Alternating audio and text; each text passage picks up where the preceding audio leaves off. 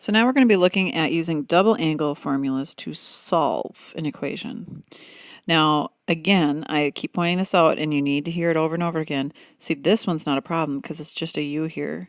This one's a problem because it's 2u. So this is what I need to replace with the formula we're given for double angle of sine, because I cannot have another number there.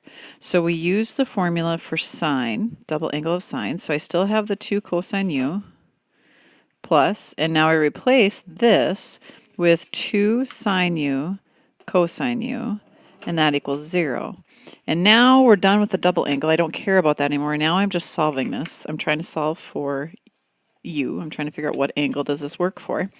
And so I just use my usual algebra skills. So I have a 2 in both of them, and I have a cosine in both of them. So I can factor out a 2 cosine u.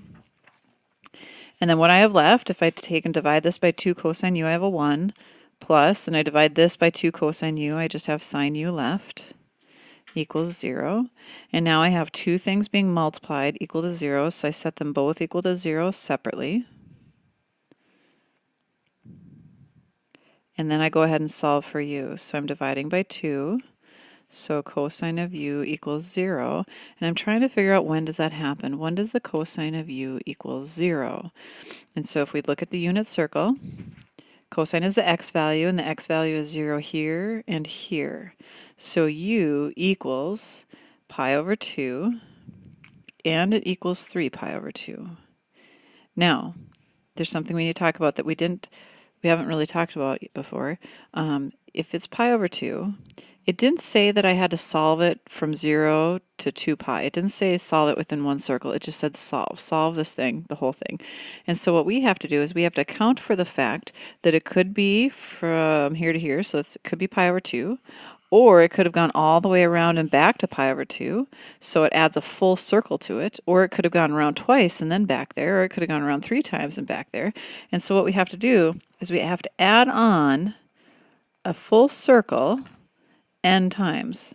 Okay, and so this 2 pi n is adding on all those circles so that we get back to the 2 pi again the pi over 2 over and over and over again. Same thing down here. I have 3 pi, so I've already gone there. Now, what if I want to go around once and then back? So I have to add on a full circle 2 pi n times, so that it takes care of how many times I want to go around. So this is one part of my answer. And I still have to answer the other one. And so I subtract 1 from both sides. So sine of u equals -1. And so I'm looking at, when does sine of u equal -1? And let's see, sine is the y value equals -1 only right there at 3 pi over 2. And once again, I have to take care of the fact that it could be going around the circle several times. So plus 2 pi n. And that's my other answer, which technically is already right there, right? So technically I could just leave with this box and be done.